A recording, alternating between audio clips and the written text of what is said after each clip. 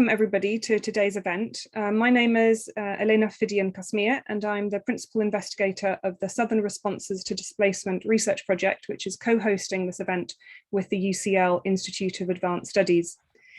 Today's roundtable is part of a broader process which will lead to the publication of a series of written reflections by our panelists in a forthcoming special issue of the Open Access Journal of Humanitarian Affairs. And the aim of today's event is to be part of a dynamic and ongoing conversation on the important questions of the future of refugee-related research and of humanitarianism.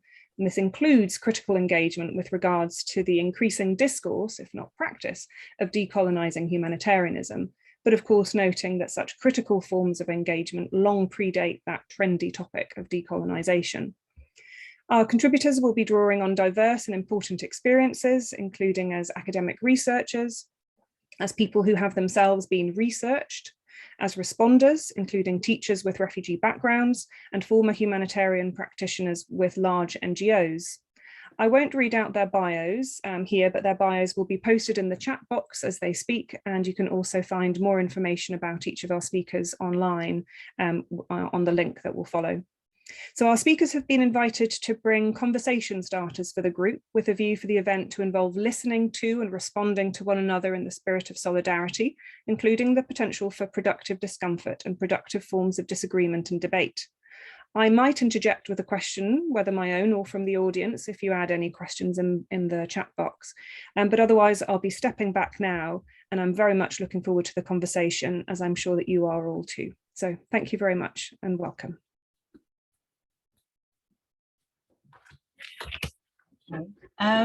So shall I start us off?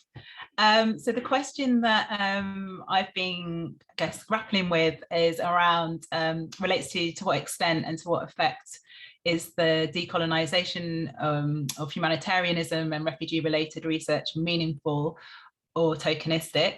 And I'm happy to share a couple of thoughts, and of course my colleagues will come in with their own reflections around this. And I know today we're going to hear that there are multiple opportunities to support non-hegemonic ways of producing knowledge. But from my perspective, one of the issues is for the vast majority of institutions or organisations, the will beyond a performative kind of superficial level isn't there. In 2020, with the momentum around Black Lives Matter and COVID-19, we all saw humanitarian and academic institutions release pledges, conduct unconscious bias trainings, reshuffle their boards. We saw them begin to use terms like decolonising or release statements about complicity in upholding colonial values. But 2 years on, I'm not convinced the majority of institutions that their day-to-day operations have changed. And when we look at like humanitarian research, particularly when connected to INGOs, it's often positioned to maintain systems and structures with a designated role in ensuring renewed funding. Furthermore, most research processes, be it an INGO-led evaluation, an institutional grant, a PhD doctoral study program, or donors preset log frame indicators, are often designed without people most affected by a humanitarian crisis being in the room. We also know that the people who are in the room are often coming from privileged socioeconomic demographics within their context. So that's to say that people often designing these agendas have limited first-time hand experience of social inequity.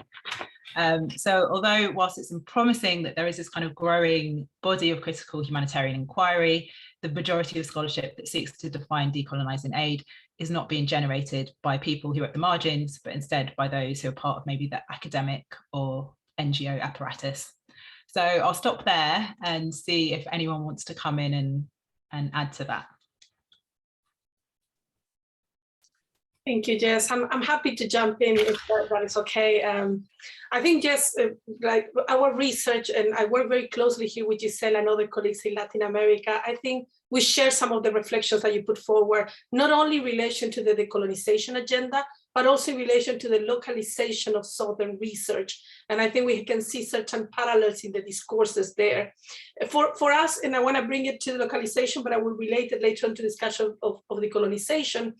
We raised a couple of questions. First is that who determines who is the local in this context, and which is a question that we think is very intertwined, not only the question, but the answer to it as well, to who shapes these agendas. Also the agendas of decolonization that have taken, particularly a couple of years ago, this academic spaces here in the UK as well. And not only who shape it, but also with what purposes and under which terms. And while the call of localization might in some cases have some good intentions, some initiatives really fall short in really promoting a Southern localized knowledge, or really to engage with actors that go beyond the traditional ones. And I know that Elena has also raised this in particular, related with national and regional levels mostly. So for us, the question is like, really, who is the local? And in many cases, the local is not necessarily that one that knows the field the best, but actually those ones that are able to translate locality to Northern, mostly English-speaking actors. And that's not necessarily, decolonized academy, bringing people to the table without giving, the space to shape the agendas, and not really decolonizing refugee research or humanitarianism in general. And this is like English-speaking actors really are the ones that are kind of selected for those who control the funding and who allocate the resources. So the exercise ended up being a bit of a rhetorical, because we approach, the local to select the right interlocutor within a particular space. That for us is not necessarily localized research. Instead, it becomes an instrumentalization of the local. And when the decolonial or the Southern or the local approaches are really designed, articulated, and shaped by Northern actors, both academia and within international organization, it already comes with a particular gaze that doesn't necessarily unsettle the structure upon which it's produced. So this the same happened with discourse of decolonization, particularly in the context that Giselle and I work in Latin America, but really reproduce the same practices, the same knowledges, the same ideas under a particular banner that aims for validation. Now, the second problem we see is also more practical, because when some of the Southern voices are included to share their experiences, there are very much issues in order to participate in presence in some of these spaces. And we see even if within Latin America, and some of the conference, one of the last one that is a big one in the region in Claxo that took place in Mexico, many colleagues from other countries of Latin America couldn't even access because they didn't got visas, or they got stopped at, at the checkpoint, particularly, with racialized grounds. But we said the same in the context of the UK, no? We want to work and promote with colleagues in the South, but really we don't have the structure, the visas to allow us to join us in these spaces. So we feel that, when it's really a banner and it's just like the commodification of the marketization of the colonial localization approach, it really fell short in what it's attempting to do. I will leave it there in the meantime. Any other colleague that would like to jump in?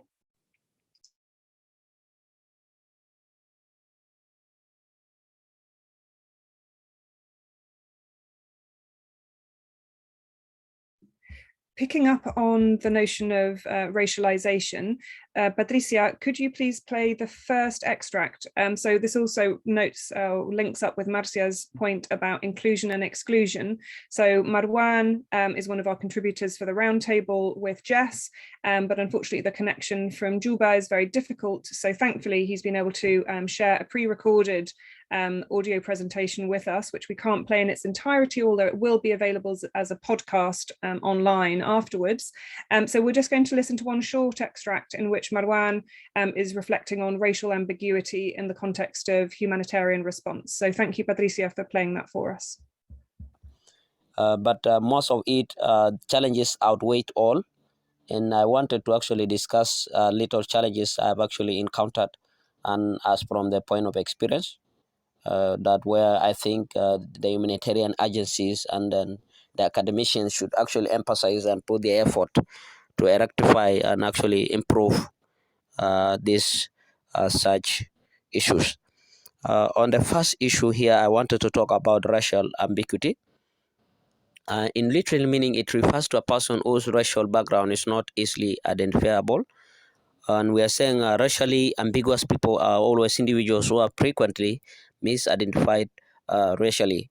You really take, for example, people fleeing their country as a displaced persons and then running to a third country of choice or second country where you really want to seek for refuge.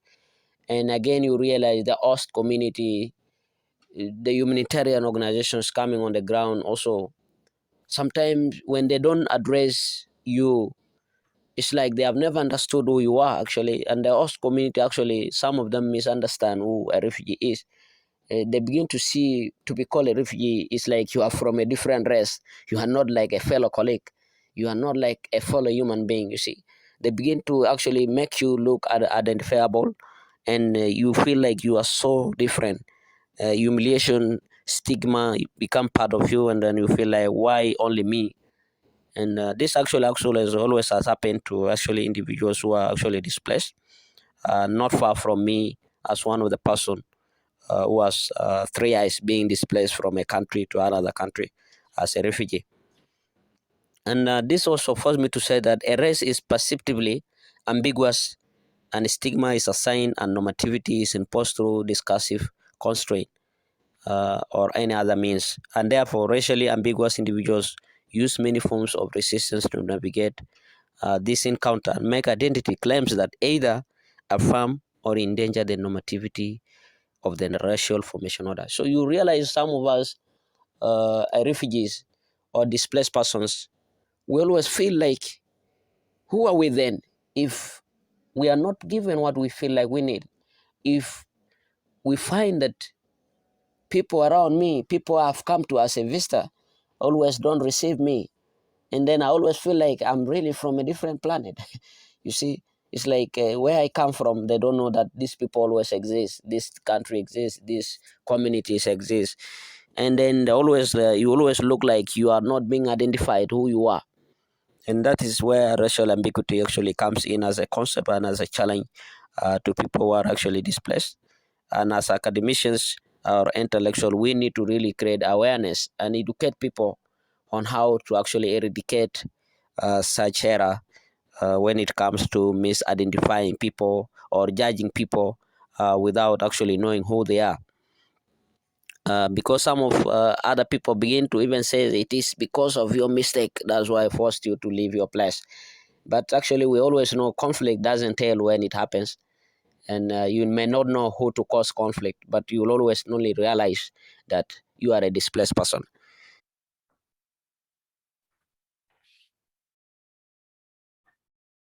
Can I come in? And I agree with some of the points that have been raised, but that just because decolonization is not going on within institutions, it doesn't mean that we as academic researchers can't push for change. One, we should push for, we should think about our research priorities. We should think about the language we use, the categories we use to name people or to even name them into being, as our previous speaker was talking about, in the sense that we create these categories of displaced. The category of displaced people is a humanitarian category created purely for the purpose of managing people. So what's our goal? I mean, what we've seen in the contemporary period, neoliberalisms, anti-welfareism, we've seen the rise of populist and anti-democratic forces that are really hostile to humane practices, to migration, to refugees.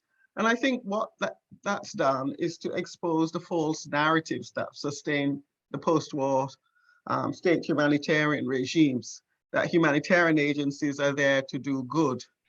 Right?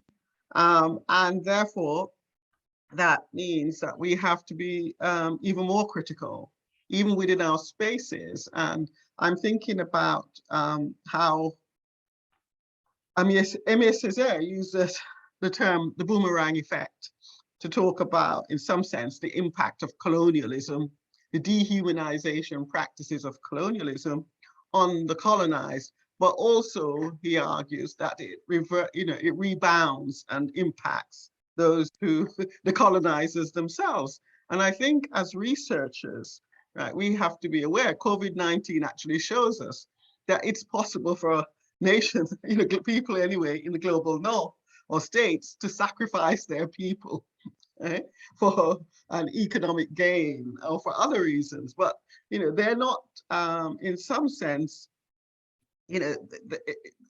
what I suppose what we can see is Mbembe's concept of necropolitics becoming quite a reality in places where we didn't assume it was a reality. So we need to take action. If we are it's not just refugees, us and them. Refugees are very much part of us and how we are likely to be treated.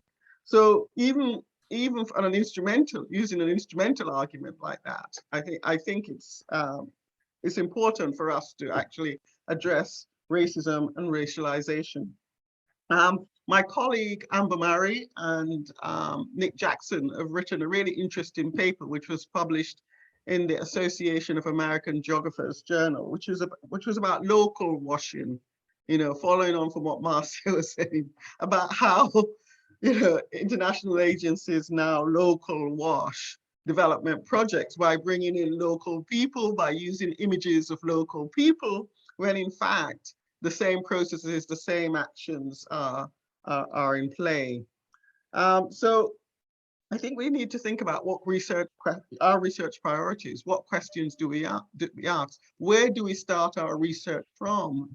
And that's genuinely decolonizing. Do we start from the refugees? Do we start, or do we start from the development agency?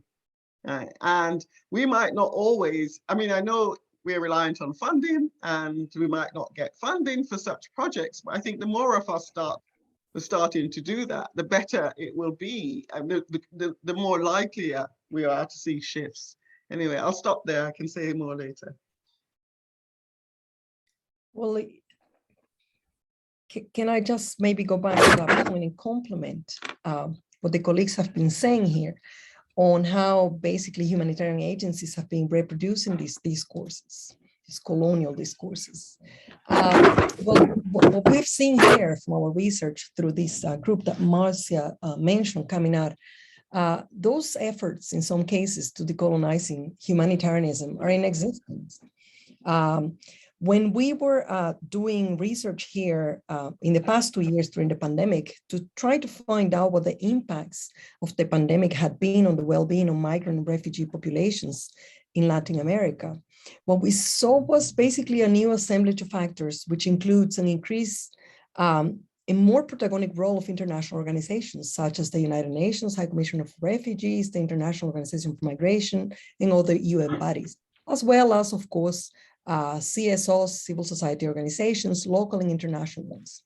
And what we saw was that the increased role of these organizations, particularly during the pandemic, not only contributed to basically increasing the disengagement of the state with the people in their territories, but also kind of contributed to the production and reproduction of ideas, resources, and funding structures that are basically key to Western humanitarianism and interests, political interests. And that basically at the end contribute to this subjectification of migrant and refugee populations as humanitarian subjects, who, as we argue in a paper that we actually publish in comparative migration studies, that are then not only entitled to emergency assistance, or better, are only entitled to emergency assistance in a context, in a framework where their presence is basically rendered temporary. And along with that, maybe I'll leave that for the rest of the discussion, has to do with actually how some refugee-led organizations are leading the way in resisting to these dynamics and these movements in the region.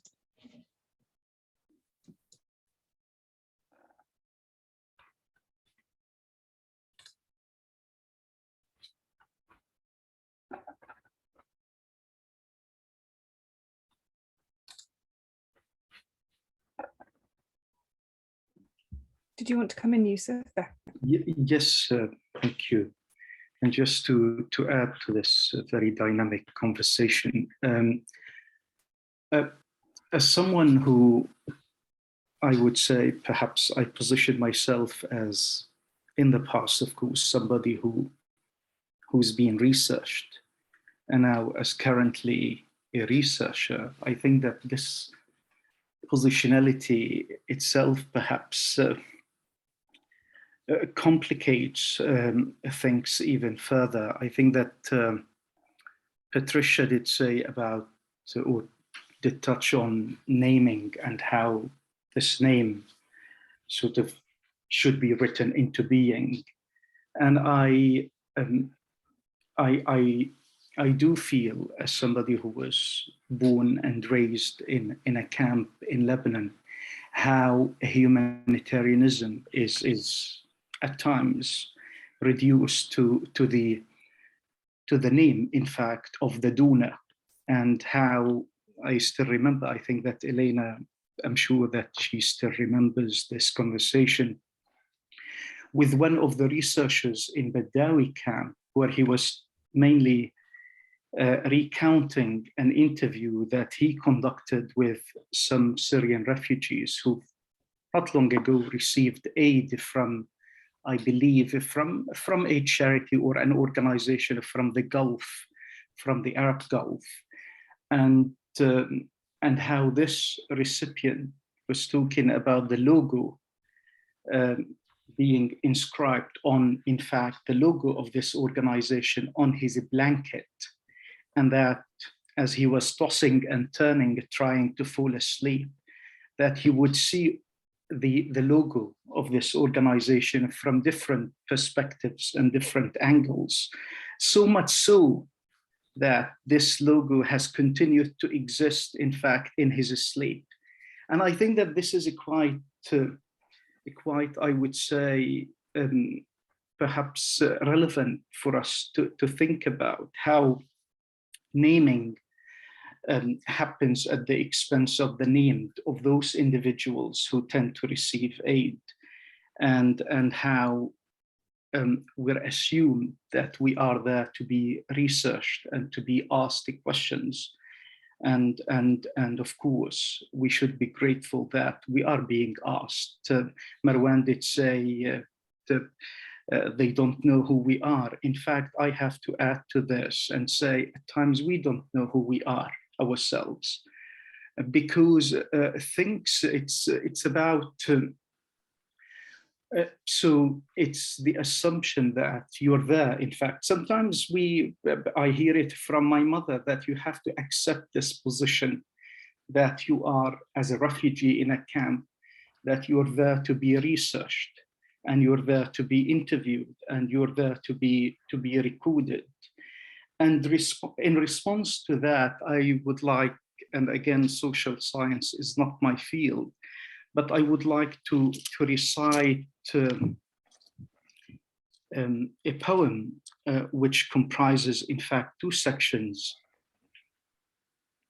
on our encounters with mainly anthropologists. Of course, I have friends who are anthropologists who tend to come to the camp, but also they don't understand that research should not encompass, in fact, the very existence of people. And the title of this piece is Anthropologists. I know some of them are friends, but the majority are enemies. Upon the doorstep, you observe what they observe with a lot of care. You look at them the way they look at you, curiously and obliquely. You suddenly develop a fear of imitating them whilst they imitate you. You worry about relapsing into one of your minds while sharing mundane details with them. Sometimes I dream of devouring all of them, and just once, with no witnesses or written testimonies. All of us wanted to greet her, even my illiterate mother, who never spoke a word of English, said welcome. After spending hours with us in the same room, she left with a jar of homemade pickles and the 3 full cassettes with our voices.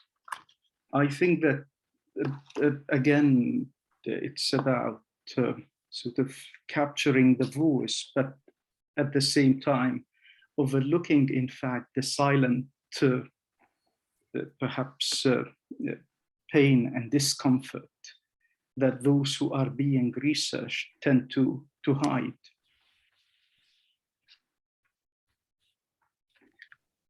Can I just jump in here and just to thank Joseph also to shed the light into academia and researcher as part of a humanitarian machine.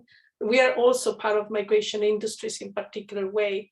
And what I found very interesting is also not only how we negotiate that, you know, in terms of being part of the industry that we also criticize, but also how our research participants negotiate with us as well, those same terms. And that made me think, and picking up as well the point that Gisela made in terms of refugee and migrant-led organizations, particularly in the context of Latin America, we have seen very strongly how they have been claiming that not being talked about them without them. And they make that point very strongly all the time. And this is not recent, of course. We have seen a tradition, you know, of migrant refugee-led organization in the context of Latin America since the Peruvian, you know, refugees displaced in the 90s, then the Colombian displaced in the 2000s, and now with the Venezuelan displaced as well. And they're different. They have different political positions and they come from different places as well, which facilitate or, you know, or create tensions with certain structures of powers that they want to negotiate. So they're not a monolithic, you know, group either. They're very heterogeneous. But if you allow me, the poem that you read to us, Yusef, and thank you for sharing, it reminded me of a particular group of refugees in Latin America, and Gisela might know this very well, is the group of Palestinian resettler refugees that went to Brazil and some to Chile in the 2007-2008. And there's one particular group of Palestinian refugees that arrived to Brazil that they protested outside the offices of the UNHCR for more than 9 months, claiming that they didn't want it to be there. That they, you know, because resettlement is of course a voluntary option for the refugee, you know, and it's a discretionary measure imposed by the states, taken by the states, but they actually said that the information wasn't clear and they really wanted to claim the role of being, you know, a refugee. So there's a very beautiful book chapter that our colleague Carolina Molan wrote a few years ago that talk about this idea of the ungrateful subject and how they negotiated that they came to Brazil with all the press, you know, with all this information around, with all this campaign of the UNHCR in Brazil being so generous in Latin America. And they were like, we are not ungrateful with, you know, Brazil. We are just claiming our right to be citizens, you know, citizens of the world, that we have been displaced historically. I'm trying to find the quote. I will put in the chat when I find it. It came to me when you said you were talking, but I found that very interesting in terms when we talk about decolonizing research or, you know, localized research and the role that refugee population is claiming there is what I wanted to highlight is not only how they negotiate with, you know, the humanitarian industry at large in the face of international organizations, but also how they negotiate with us as well, as academics and researchers, that we are part of the same industry. I will, if I find the quote, I'm just trying to open files in the meantime, I will put in the chat to share with you. Thank you.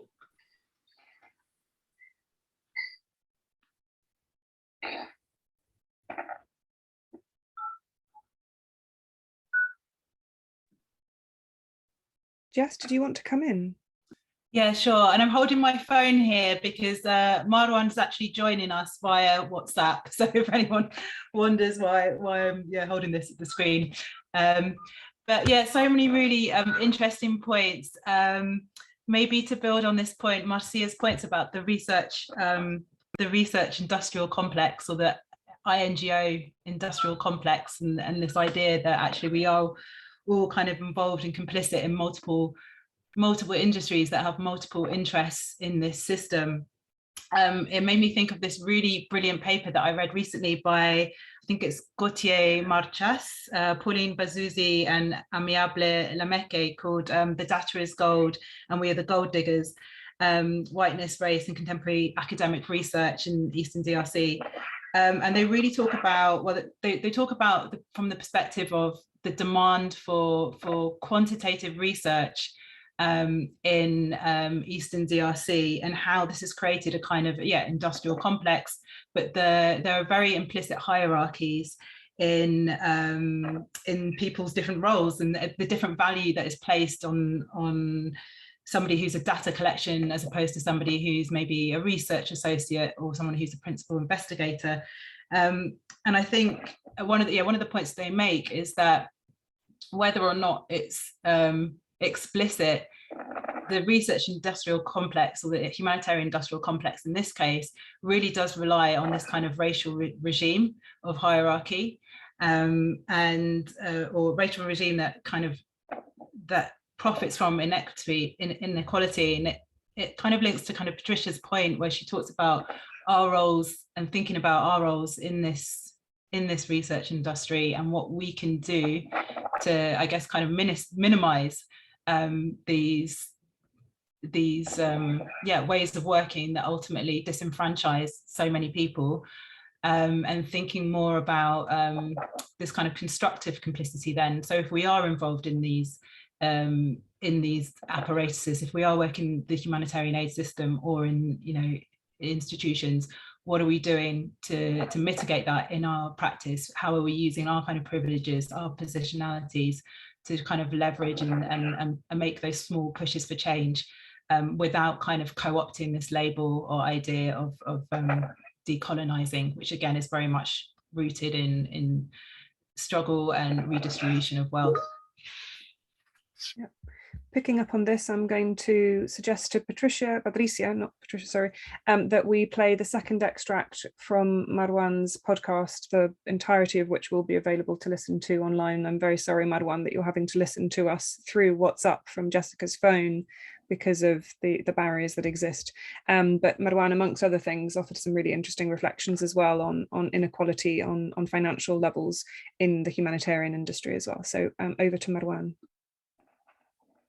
Another challenge on this point, I also want to talk as patterns of inequality as being one of the major also challenge in this regard. This pattern of inequalities actually also tried to subdivide it into two, where we look at inequality in form of gender and also in form of classes. And we're saying this give broad trends in patterns of inequalities, especially when I talked of classes, like the wages and expenditure. And this also goes to the regards of the staffs. As a teacher in the refugee context, I've taught in many countries where I've been to as a refugee. And you find that all of you might be teachers. No wonder even some of us may all have big positions, administrative positions, and then or maybe being overloaded with work, lesson plan, scheme of work. And then at the end of the day, when salaries come, you are told that a refugee salary scale is also different from the host community teachers. And in some point, even the refugees are the one carrying the heavy load because we are trying to help our fellow refugee children. But again, you find that you are not paid equally just because they call you as a refugee. And that always created a gap in me, and I always feel like I'm traumatized. I'm so much stigmatized. Why, if we deliver the concepts in class, if we always do lesson planning, if we always do the scheming of work, we approach the same methodology of learning and teaching, and then at the end of the day, the benefits, the compensations, actually is not given equally as all of you teachers, but it is given based on who you are called to.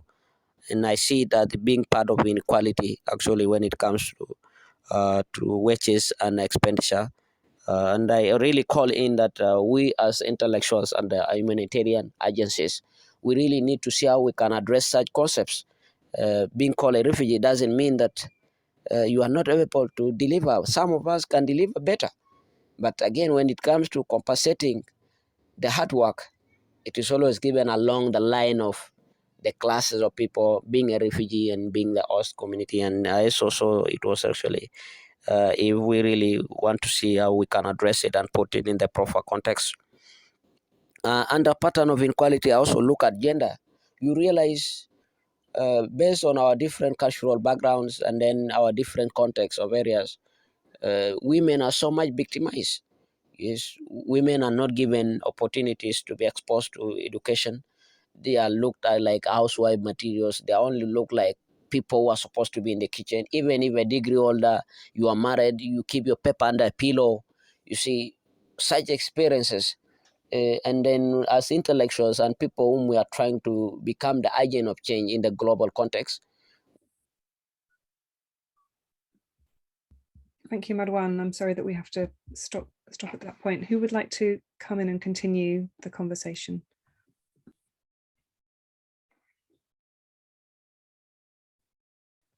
Can I say something about research methods, just following on from what Jess said? Because I also wrote a paper, actually ended up being a book chapter in the handbook, Routledge Handbook of Gender and Development. And the chapter is entitled, such a long time ago, Researching Sexual Violence in the Eastern Democratic Republic of Congo, Methodologies, Ethics, and the Production of Knowledge in an African Warscape. And the reason why I wrote that chapter was exactly because of what Jess was saying, what I was witnessing in the field, where the same techniques, the same care that goes into research, the care that goes into researching sexual violence in the West is not replicated in the Eastern Congo. And I mentioned the issue about numbers, but one of the techniques I heavily criticized, which was carried out by researchers, I think, in prominent institutions in the West, was going into the middle of a village, throwing a coin, going to the house, the direction in which the coin dropped, speaking to a woman about her experiences. Now, if you've been in an African village, you can imagine how terrible that must be, because the whole village, all the children would come around to listen, right? So there were lots of issues around, about how you re-traumatize people in processes like that. The other issue was about, they didn't even, I was looking at studies in Chicago and other places where they would give poor women money for food and so on, and for traveling expenses and other things. When they interviewed them, in Africa, they actually said no. It would just, increase expectations of more money. And I thought that's really terrible. So I actually wrote this piece about how we need to think about, the sort of research ethics that we apply, the methods and techniques we deploy, and just don't, because they dehumanize the people we speak to. They also increase the stigmatization if interviews are done, often in the open or in particular places, and also how we represent that data. And I was really concerned about the images of these women, photographs and so on, that were reproduced in reports and available online. And now that everyone can access everything online with mobile phones, we have these women who probably want to move on and live their lives differently. Find themselves constantly being exposed through these humanitarian reports because it justified funding that the humanitarian agencies will receive. So I really do think they're actually very practical things that we can do as researchers to address some of these inequalities.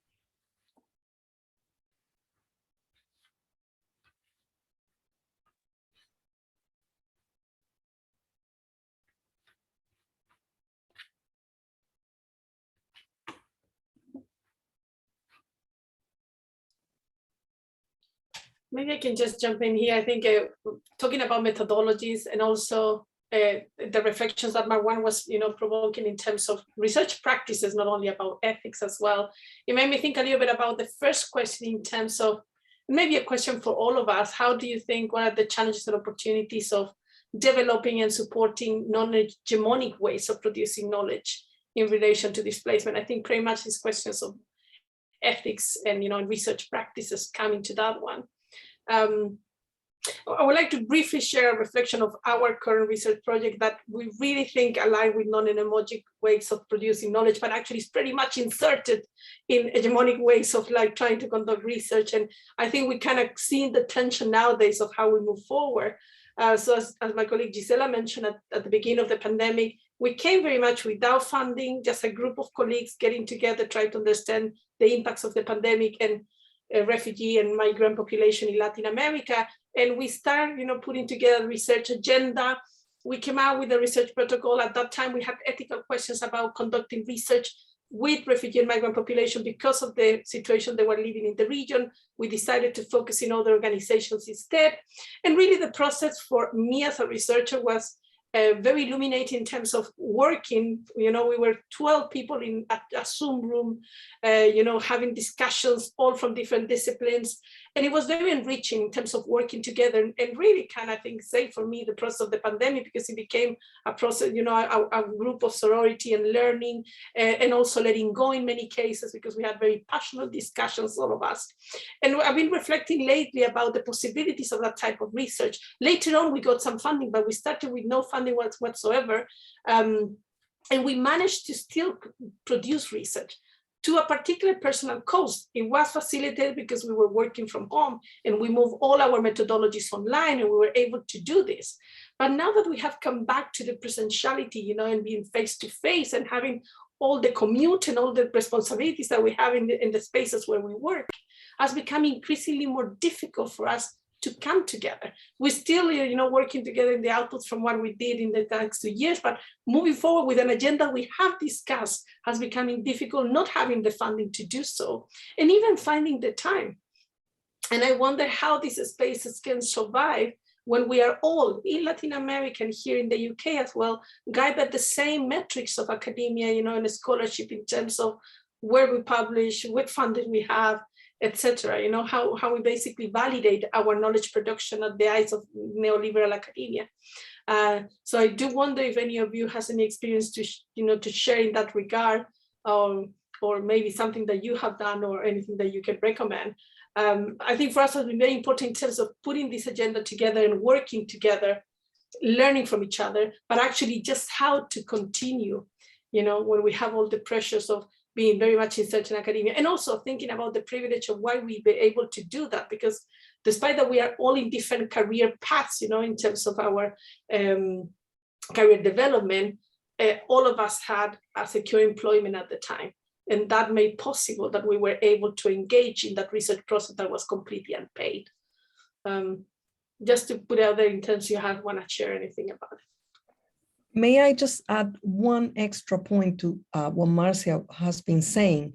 So going beyond the issue of the funding, right? The other difficulty that we have is gaining visibility for the knowledge we do produce, right? Because then we have, it's very difficult for us to continue to establish this South-North academic dialogue, or even with, that industrial complex, the research or the humanitarian industrial complex, given that, well, there's the outlets for putting out this knowledge is very much English and Northern dominated. One of the things that we actually discussed was, well, how can we socialize all this effort, all this research that we conducted during these 2 years, if we can't even pay for our stuff to be open access? We just we don't even have money to employ, research assistants, let alone pay 1,000 or 2,000 pounds to have our knowledge put out there for a wider readership. So it's just, we are at a loss here. This is the discussion that we are engaging in at the moment. So just wanted to talk about that, prohibitively expensive nature of those open access journals, for instance, that complicates matters even further.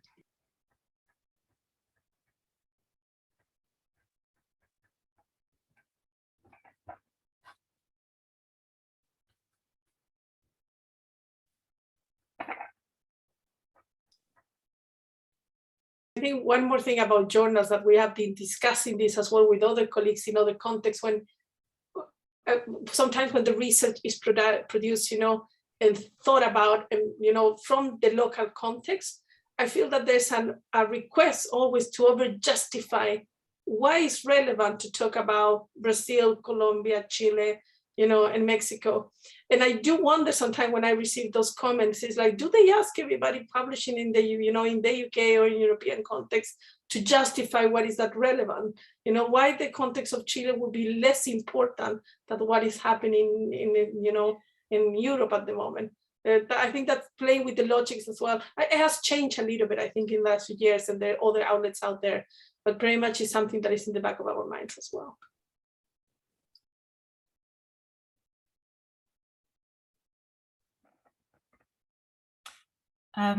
maybe I could just jump in on some of these points that I think, yeah, when we're thinking about the need to, or how this work is being disseminated, I think it's also another reminder to question who is this research for and who is benefiting from it. And I'll go back to Marwan's point about when he talked about the incentive system within the refugee camps, which has differentiated pay depending on your nationality, on your status, and again, very different from an international aid worker's salary. And within the field that we work in, which is education and emergencies, there are countless studies on teachers' motivation in refugee education and teachers' well-being. There's hundreds of them. Yet there's very few that really talk about this issue of the stark pay inequalities between teachers, or the stark pay differences between an EIE consultant who could go and write a research paper or study on teachers' well-being and perhaps get paid more in a day or a week than many of the teachers get paid in a year. And so I think when we're thinking about the research that we're doing, that's another thing to consider. Who is it for? Who is benefiting from it? And how is this getting disseminated? For me, I mean, I can see, maybe more useful research in our field would be looking at how people unionize in camps. How do people do teacher strikes and push organizations to increase the incentive payments within places of encampment? That would be critical insight for people who are also in other camps and need to use that knowledge for push for change. But I think it comes back to this idea about what is currently being produced, and maybe to move us towards thinking forward, if we are thinking about having these very different ways of knowing or kind of countering hegemonic narratives, we really need to think about, again, what we're producing and why we're producing it, and who ultimately is our audience. Is it the person who, are we there to support that person living in the camp, or are we there for, I don't want to say like dismissive about it, but are we there just to produce books and journals that actually many people can't access or engage with?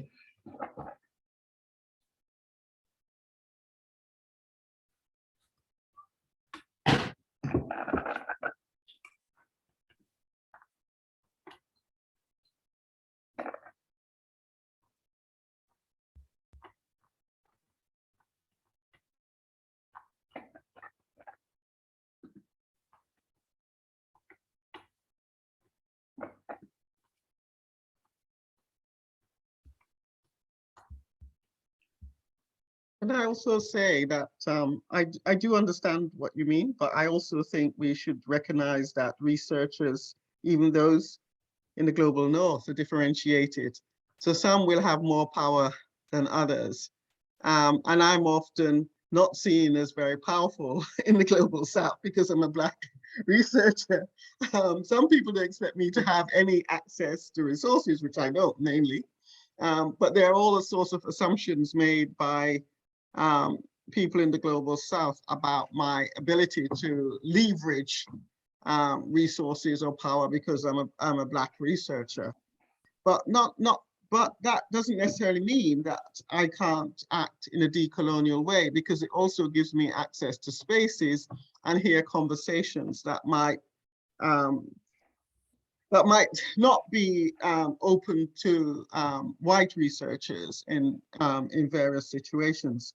But nevertheless, I do think we have privileges, and because of those privileges, whether we are white or Black, we can carry out research, or we can act in ways that could be much more supportive of the refugee communities.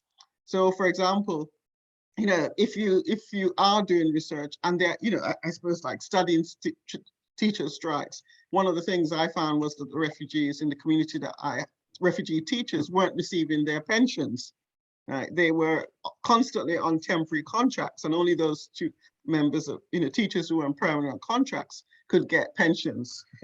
So I started to have those conversations with the Ministry of, of Home Affairs, those responsible for refugees, with the international agencies as well. Although, I think they just fobbed me off probably, but at least we can start, you can start those conversations so that this is not just a matter for those who are in the settlements, who themselves are vulnerable. They'll protest, but there's a limit, because there's always the danger that they could be sent, forcibly repatriated across the border or expelled.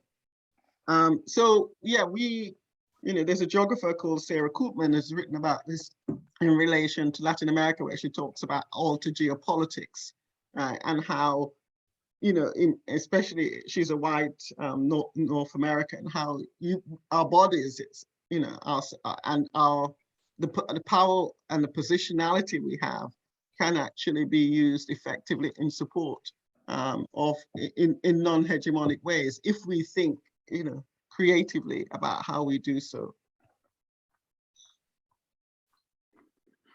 Going to jump in here, noting we have 8 minutes left, but just picking up on Patricia's notion of acting in decolonial manner, for example, with some of the reflections on the instrumentalization of decolonialism as a discourse and the incomplete implementation of that within institutional frameworks. So Jennifer has shared a question in the chat bar, which is what people think about the term decolonization in the context of knowledge production and humanitarian action. Jennifer writes, the use of the term is obviously contested. It was set in question marks in the title of the event. So what do we think about the term, and to what extent do we think that it's useful for our work? So Patricia's used it as with the caveat kind of in a decolonial manner, but saying that there is obviously a potentiality for something. Shall we, each of us, reflect on this and share a closing thought, or rather than a closing thought, a thought that we can carry forward as the conversations continue on these important questions? So who would like to start us off? Yusuf, I think you had some thoughts on the meaning of decolonialism and decolonization in this context. Okay, I think perhaps what we need to acknowledge is that the term itself is not consumed as a reaction or as a reactive, perhaps, proposition to something that is there, because we have to ensure that within this or these decolonial frameworks, knowledge is produced, not just knowledge in response, but knowledge as in afresh.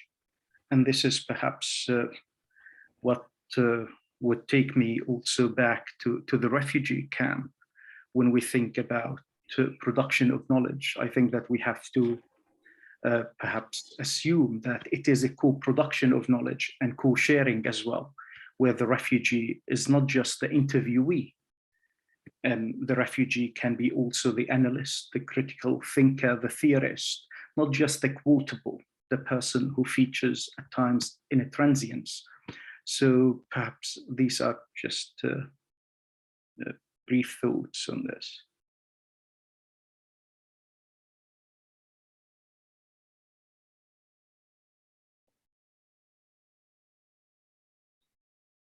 I think there's obviously there's a lot of people who are quite keen to criticize, to criticize the use of the term, and I think we should do, in terms of especially where it's performative. But at the same time, I think the term has traction. There are also people who are very hostile towards it, and those tend to be establishment people who want to maintain the status quo.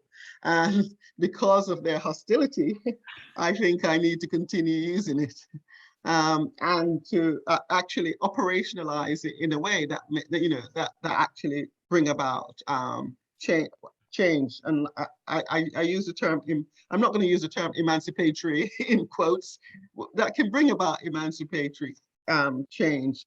So that's how I would use it. And that involves doing research that doesn't autonomize.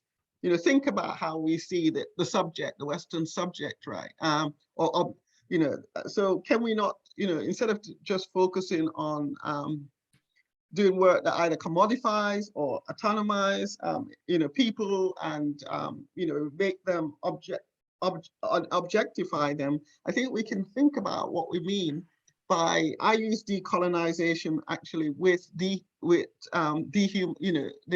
humanization, because I think the two are very are complementary, because the colonial methods have been, colonial logics are about dehumanizing the research, dehumanizing us, dehumanizing the colonized. And if we are going to move away from those logics, then it's a process of humanizing. And that, therefore, it means solidarity, it means mutuality, it means thinking about work that will emphasize our common humanity. Yeah, thank you for that question. Oh, Gisela, sorry, you go first. Go on. No, please. Oh, sorry, I didn't see you. I just wanted to maybe, we have very few minutes, just following on to what Patricia said. I also find it very useful. And basically, I think one of our tasks or our responsibilities has to do with imbuing that in our research process, right? And also, this is the only way, or from where I stand, the only instrument or the only tool that I have at hand to give visibilities to these peoples, the people that we care about, that we center our research on. Nonetheless, I myself here feel like I'm swimming against the current, basically, because decolonizing is not pop around here, as it may, because the metrics employed to keep my job are or have been entirely colonized by the metrics of Northern academia. So I am being called to produce and to publish in those academic journals that, as I mentioned before, not only question why we matter to begin with, like Marcia said, but also we have a very hard time, socializing our research in these outlets. That's just wanted to complement that. Thank you, Gisela.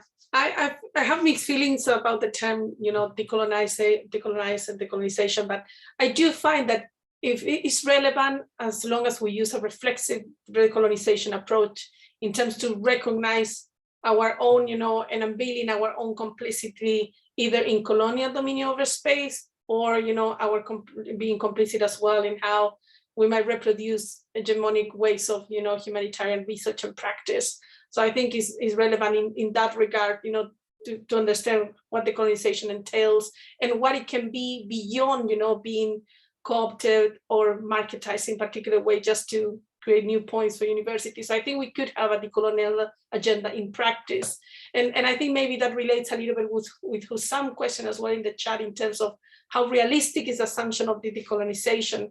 I think Hussam, in the context of Latin America, as Gisela said, it's not an agenda that is particularly driven either by the organizations or government, maybe by academia, but actually I think it's really pushed by the refugees and migrants organizations themselves, understanding that, of course, not every refugee or migrant is part of an organization, and there are many with completely different interests, but they have been pushing for a space at the table, not only to be invited to those spaces in particular way, but actually to be active, even in our spaces, recognizing, the need for payment for researchers, if they're going to be researchers, but also being part of the discussions about migration governance, understanding that still their mobility and lives are determined by governance structures, within and outside the territory, but at the same time that any policy that attain them, they want to be part of it. So I think that, the reality is a difficult one, but I do think from the context that we study in particular, we can see how they have become very articulated and very, they have branched out beyond the territory to actually use, for example, all the digital arenas in much smarter way to not only create local links, but also transnational links that have allowed them to claim different spaces. Thanks for the questions as well. Thank you. Jess, you have the closing platform with Marwan, if you can share it with him somehow. Thank you. Yeah, just to say that I think that it's a really it's useful as a prompt to start conversations and to start challenging this idea that we're living in a post-colonial world. But for me, I think the way it's currently being used is quite depoliticized, and as we've talked about today, and we've touched on this in at different points of the conversation, the systems that we're working in are embedded within certain practices in certain industrial complexes, which are working by design. And I think it's far more useful or productive for me when I'm thinking about these terms to think of the next logical step, which is moving more towards abolitionist thinking and thinking about how can we start to look at really dismantling these systems and structures that kind of exclude so many people, and start thinking much more radically about what the possibilities are out there, and kind of really stretch the kind of humanitarian imagination that way. Unfortunately, Marwan has been unable to join us for the end of the closing session, but I will share these reflections with him, and this, of course, the recording as well. Thank you so much. I'm sure all the audience members will join me in thanking our speakers for sharing their critical perspectives with us today. Sorry that we've run over a couple of minutes, but in addition to having the recording, which we'll be able to share with Marwan, we'll be posting Marwan's full podcast on the Southern Responses to Displacement website. We also, with thanks to the UCL Institute of Advanced Studies, have funding to translate an edited version of our transcript today into Spanish and Arabic to take a small step towards ensuring that such materials are more openly accessible to a wider range of audiences. And as I mentioned, this is part of an ongoing conversation, which will, amongst other things, take us towards a roundtable in a special issue of an open access journal. And there will be many other opportunities, I'm sure, to continue both as part of this project and of many others, such important reflections and perspectives moving forwards. So thank you all. We will be keeping a note of your questions and your comments in the chat bar, as well as our panelists write up their critical reflections for the journal. So thank you to all for an excellent roundtable. I'm looking forward to continuing these conversations. Thank you. Thank you, everybody. Thank you. Thank you. Thank you, Elena, for organizing this forum. Thank you very much. You're very welcome. Yeah, thanks, everyone. Thank you, everyone. Great to meet you, Jess, as well, and Patricia and Yusuf. See you.